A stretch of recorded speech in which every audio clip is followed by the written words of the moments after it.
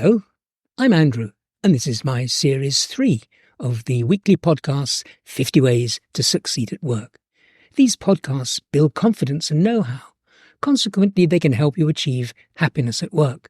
By the way, that's also the title of my book, available at Amazon and from the book's website, My Happiness at Work. Now for today's episode in Series 3.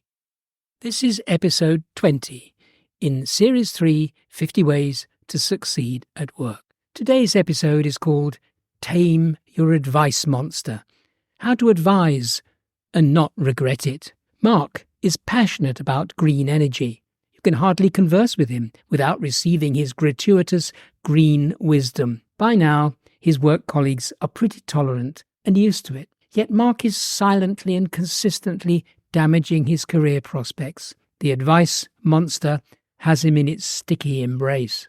Advising on work is an art. It requires finesse and empathy.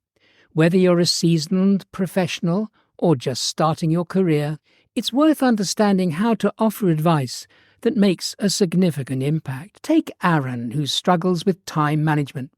It may be tempting to urge him to be more organized, or get your act together, or take deadlines more seriously. Giving advice is a great way to support your colleagues at work. You can use your organization experience and knowledge from your job to advise other team members. But before offering advice, before plunging in and allowing the advice monster to take over, check that it's something your colleague wants. Unasked for advice is one of the least effective methods to make an impact at work and build your career. Having found that your advice would be welcomed, think hard about your colleague and how to be kind. That means you don't try to judge the person and their shortcomings. Instead, you consider what would be helpful and supportive. Since you may need clarification on what such advice might sound like, you can start with honesty. You can ensure that what you want to say will be helpful. For example, telling Aaron, who struggles with time management, to adopt project management tools or keep an updated to-do list may need to be revised. Instead, listen actively and attentively without interrupting. Ask clarifying questions to grasp the nuances. In the case of Aaron, rather than allowing the advice monster to prevail with instant solutions, you might say, "Tell me more about the problems you're having with time management." Understand the person's perspective before allowing the advice monster off the leash. For example, often our first instinct isn't the best advice. It may be more beneficial to ask questions such as, what specific time management issues are you encountering? How can we address them together? Use case studies to illustrate your advice giving. Remember that one size doesn't fit all. Customize your advice and base it on the person's needs and personality. For instance, suppose the person struggles to speak up in team meetings. Instead of offering a generic tip such as, come to meetings with notes of what you want to say, offer the person some personalized guidance.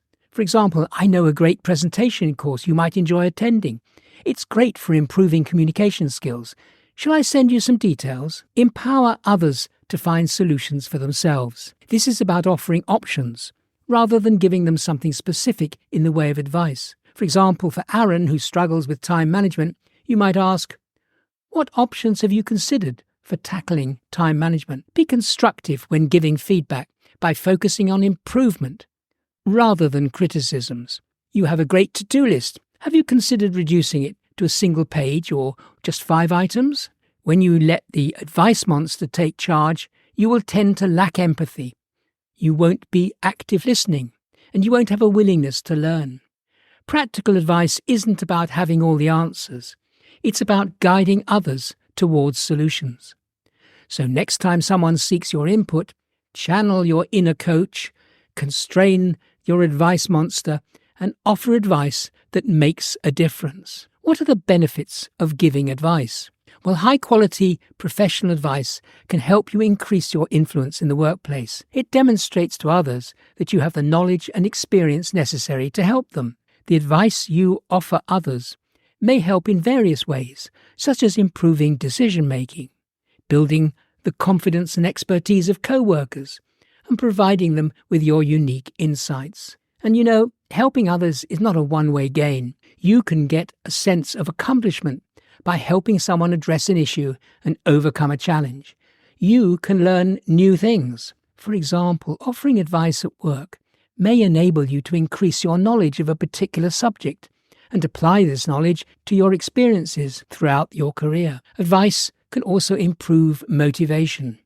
Quality advice can increase confidence in one's knowledge and skills, improving one's motivation to perform well at work. While advice may not immediately improve your career prospects, consistently excellent and timely advice will almost certainly affect how your organization views your longer-term future. Well, what about when advice giving goes wrong? The advice monster can undermine your impact in numerous ways. Here are 3 of its favorite attacks. You overstep boundaries. You offer unsolicited advice to a co-worker on a personal matter, and they feel invaded and resentful. Instead, respect boundaries and only provide guidance when asked.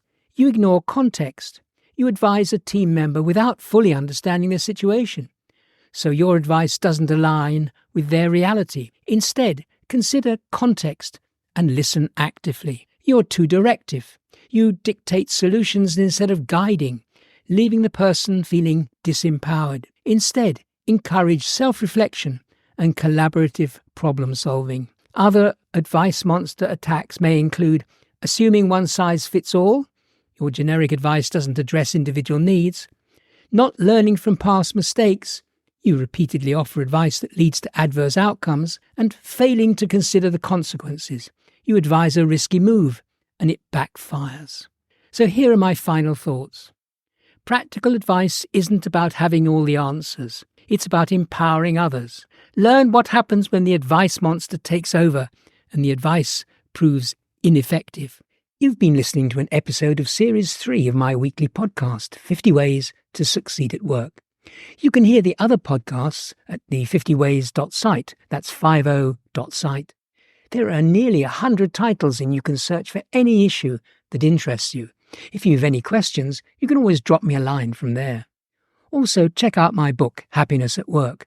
It's packed with great stories, compelling advice, and suggestions for tackling real issues that you can encounter at work.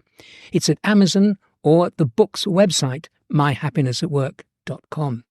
There's also an audio version if you prefer listening. Join me next week for another unmissable episode in Series 3. Bye for now.